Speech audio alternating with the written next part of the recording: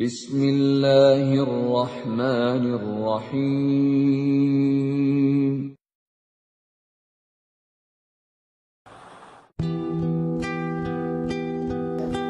Tema kita memang tentang akhir zaman. Ya, saya agak berat sebetulnya menjadi ustadz akhir zaman, Bapak Ibu. Karena materi-materi akhir zaman, eskatologi ini selalu mayoritas. Bisa dibilang 80% itu berkaitan dengan sosial geopolitik. Ya, sehingga selalu kontraproduktif seolah-olah demikian dengan penguasa di dunia. Karena memang materi akhir zaman ini membongkar keburukan akhir zaman. Karena mendekati hari kiamat, zaman tidak lebih baik, kata Rasulullah. Rasulullah SAW mengatakan dalam hadis dari Anas bin Malik radhiyallahu anhu, la ya'ti 'alan nasi zamanun illa ba'daha asyarrun minhu. Tidak akan datang satu zaman pada manusia, tidak akan datang pada manusia satu tahun, satu masa, melainkan masa tahun zaman sesudahnya lebih buruk dari sebelumnya. Hatta talqaw rabbakum, sampai kalian bertemu dengan Allah Azza wa Jalla. Jadi sampai hari kiamat zaman lebih buruk, makin buruk. Maka jangan berharap tahun depan lebih baik daripada tahun sekarang, tidak. Hari esok jangan diharap lebih baik daripada hari sekarang, tidak, Bapak. Inilah kondisi akhir zaman. Berbeda dengan kondisi akhir bulan. Maka kalau boleh memilih, saya harus mau menjadi ustadz mana? Saya ingin menjadi ustadz akhir bulan. Karena ustadz akhir bulan aman, insya Allah. Paling ribut sama istri saja, soal dapur, paling itu ya. Nah, Bapak Ibu yang dirahmati Subhanahu wa Ta'ala, maka cukup berat berdakwah untuk tentang akhir zaman ini. Ya, seringkali berhadapan dengan penguasa di seluruh dunia, tidak terkecuali di negara kita. Sebagai tanda Rasulullah SAW terkait dengan akhir zaman ini, Rasulullah pernah mengatakan, ya, ada inna min asyratis sa'ah, ingatlah dari tanda kiamat akan terjadi, antur fa'al asrar wa tudwal ahyan, munculnya manusia-manusia buruk memimpin dunia dan disingkirkannya orang-orang baik pilihan umat manusia. Jadi ketika akhir zaman ini yang berkuasa bukan manusia yang baik, tapi manusia yang buruk. Dan orang-orang yang baik, orang-orang yang ahli, orang-orang yang kompeten dalam berbagai bidang kehidupan tidak punya celah, tidak punya kesempatan untuk memimpin umat. Mereka tersingkir karena sistemnya adalah sistem yang buruk. Terasa tidak, Bapak Ibu? Kurang apa bangsa kita ya? Pakar ilmu politik banyak di Indonesia. Mereka sampai guru besar, profesor, doktor, pakar ilmu politik. Ilmu hukum tata negara banyak. Ilmu ekonomi keuangan banyak, profesor, dokter berjubel. Tapi kok bisa negara kita terpuruk? Karena dipimpin oleh sistem yang tadi. Kemudian Bapak Ibu rahmati Allah, keburukan yang Rasulullah maksudkan dalam berbagai macam aspek. Mulai dari buruknya aspek akidah, ideologi dan akidah umat manusia. Bahkan umat Islam di akhir zaman ini mereka akan mencaci maki agamanya sendiri. Bahkan menghinakan dirinya sendiri dan menjauhi agamanya dengan tanpa terasa. Sampai-sampai Rasulullah menegaskan, la tataba'unna sanana man qablakum shibran bi shibrin ziru'an bi ziru'in. Sungguh kalian akan mengikuti jejak langkah orang-orang sebelum kalian, sejengkal demi sejengkal, sehasta demi sehasta. Hatta law juhrada bila taba'tumuhum, sampai pun mereka masuk ke lubang biawak, kalian ikut juga. Tidak terasa kita terjebak kepada tipu daya dalam celah beragama. Contohnya Bapak Ibu sekalian, bagaimana umat Islam dimurtadkan dengan sangat mudah tanpa daya saring iman dan Islam. Umat Islam menelan bulat-bulat apa yang menjadi propaganda musuh-musuh Islam. Apalagi di akhir tahun pemurtadan ramai terjadi. Contoh nih Bapak Ibu, saya perlihatkan ada satu peristiwa yang seperti ini.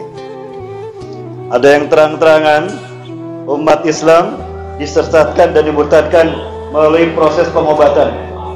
Orang tidak bisa jalan bertahun-tahun, datang ke acara ini, malam itu juga pulang dari acara ini bisa jalan.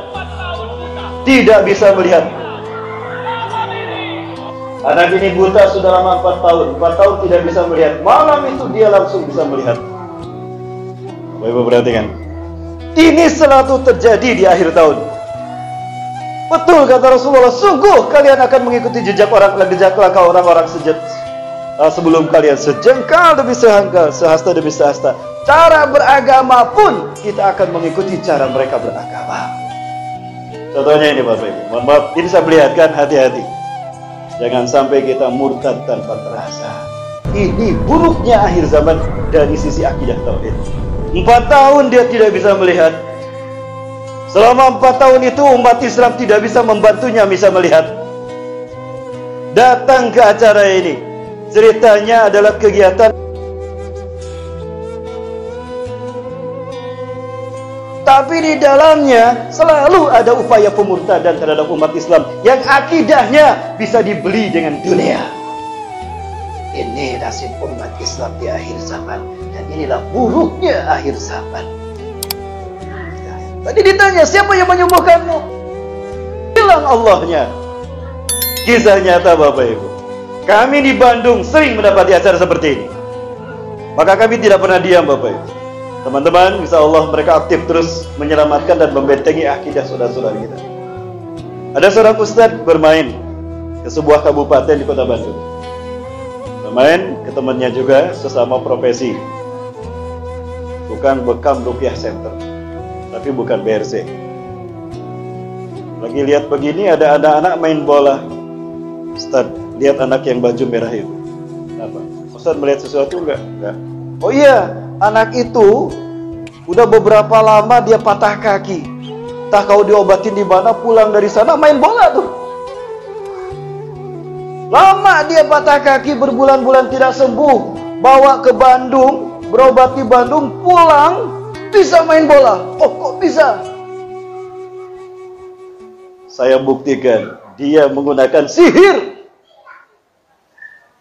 Saya buktikan ya, kata Ustaz. Nak, sini nak. Ada apa Pak? Kaki kamu patah ya?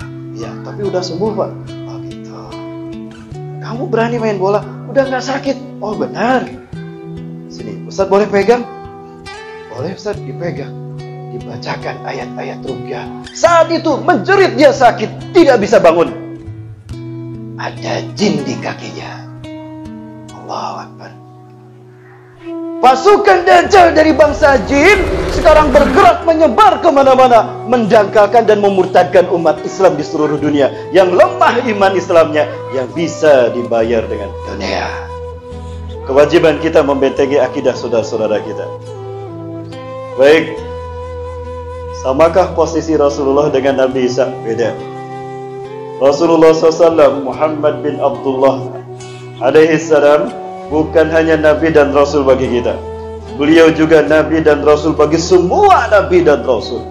Manakala ada Nabi hidup di zaman Rasulullah SAW, maka wajib meninggalkan tugas kenabian mereka dan bergabung bersama Rasulullah menjadi umatnya. Sallu ala Nabi. Masya Allah. Suatu hari Umar bin Khattab ketemu saudaranya dari orang Yahudi Quraisyah yang dianggap saudara karena baik. Orang Yahudi ini hafal Taurat. Lalu Umar meminta kepadanya untuk menuliskan beberapa petikan ayat Taurat kepadanya. Maka dituliskan beberapa petikan ayat Taurat. Salah satu ayat Taurat yang dituliskan, Allah berfirman seperti ini. Inni ba'isun min waladi Ismaila nabiyan ismuhu Ahmad. Man amana bihi faqad ihtada wa rusyida wa man lam yu'min bih fahuwa mal'unun ila yaumil qiyamah. Nah, itu salah satu petikan ayat Taurat. Dituliskan untuk Umar bin Khattab. Senang Umar dapat 3 lembar Taurat.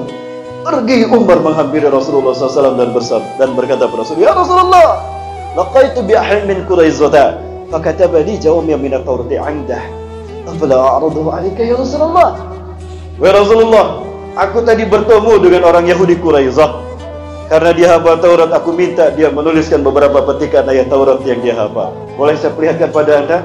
Ya, ambil sama Rasulullah. Baca sama Rasulullah. Umar kira Rasulullah senang dengan apa yang Umar lakukan. Umar tebar pesona. Umar baca. Taurat berikan pada Rasulullah. Umar gak sadar apa yang terjadi pada Rasulullah SAW. Sabit bin Abdillah sampingnya nyenggol Umar. Ya Umar, afalan farabah bi wajhi Rasulillah. Hei Umar, lihat wajah Rasul. Tersinggung sama kamu. Maka ketika Umar melihat wajah Rasulullah, Allahu Akbar, Umar sadar Rasulullah tersinggung dengan perbuatan Umar. Dikira Umar Rasul tidak tahu Taurat. Maka apa kata Rasulullah? Umar merevisi perbuatannya. Sadar perbuatannya menyinggung Rasulullah SAW. Umar merevisi perbuatan yang mengatakan, Raditu billahi rabba, wa bil islami dina, wa bi Muhammadin nabiyya wa rasulah. Tapi kata-kata Umar tidak menghalangi Rasulullah naik mimbar. Di mimbar Rasulullah bersabda dengan sangat tegas, Lau asbaha Musa bekum, thumma ittaba'tumuhu, wa taraktumuni, ladolaltum. Allahu Akbar. Pakai lam taukid, ladolaltum. Andai kata pagi hari ini Musa ada di tengah-tengah kalian membawa Taurat, lalu kalian pergi mengikuti Musa dan Tauratnya, kalian meninggalkan aku di sini seorang diri, sungguh sesatlah kalian. Allahu Akbar. Loh, kan Nabi Musa Nabi Allah juga. Betul. Taurat kitab Allah juga. Lalu kenapa dikatakan sesat ketika mengikuti Nabi Musa dan Taurat? Buka Quran surat Ali Imran ayat 81-82. Ayat ke-81. Allah mengambil sumpah misak kepada para nabi dan rasul. Manakala mereka sudah mendapatkan wahyu dan hikmah dari Allah, lalu datang Rasulullah, wajib menjadi makmumnya. Apapun yang dilakukannya harus tunduk patuh taat kepada Rasulullah SAW, para nabi dan rasul. Aqrartum wa hadtum ala dzalikum isri, kalian mengambil persumpahan janji ini? Bala, qalu bala, aqrarna, kami mengambil ya Allah. Fashhad, kalau begitu fashhadu, saksikan kata Allah. Wa ana ma'akum minasyahidin, aku pun menyaksikan kalian. Bahkan ayat berikutnya 82, Allah mengancam para nabi dan rasul. Faman tawalla ba'da dzalika faulaika humul fasikun. Siapa yang berpaling sesudah itu, maka dia orang-orang fasik. Allahu Akbar. Nabi aja diancam kalau tidak ikut Rasulullah. Kalau ini bungkusnya Muslim, yang dibaca Bible, bukan Injil, ingat, Bible. Bahkan tadi saya jelaskan seperti itu. Wajib Nabi dan Rasul meninggalkan tugas kenabian mereka kalau bertemu dengan Rasulullah. Bahkan nanti Nabi Isa ketika turun di Aleppo, di Masjid Umawi, di Damaskus Timur, Indal Manazilil Baydha, di samping Menara Putih, Nabi Isa tidak menjadi imam solat, tapi makmum di belakang Imam Mahdi. Abu Sa'id Al-Hudri radhiyallahu anhu mengatakan ini. Rasulullah bersabda, Minna yusalli khalfahu Isa bin Maryam. Dari keturunanku akan ada laki-laki yang Isa bin Maryam makmum di belakangnya. Allahu Akbar. Bukan Imam Mahdi lebih mulia dari Nabi Isa, tapi kewajiban para nabi dan rasul mengikuti sunnah Rasulullah SAW, siapapun yang memimpinnya. Takbir. Maka banggalah kita hidup di akhir zaman memiliki Quran dan sunnah. Para nabi bergabung menjadi kita taat kepada pimpinan Imam Mahdi. Allahu Akbar. Riwayat berikutnya dalam tafsir Ibnu Katsir, tafsir ayat ini. Saya baca masih di halaman yang sama, paragraf di bawahnya. Maka Rasulullah dengan tegas mengatakan, "Lau kana Musa wa Isa hayyain." Andai kata Musa di sana, Isa ada di sana, masih hidup, lama wusyahuma. Allah tidak akan melapangkan urusan hidup mereka hatta ijma'i, sampai keduanya datang menjadi umatku.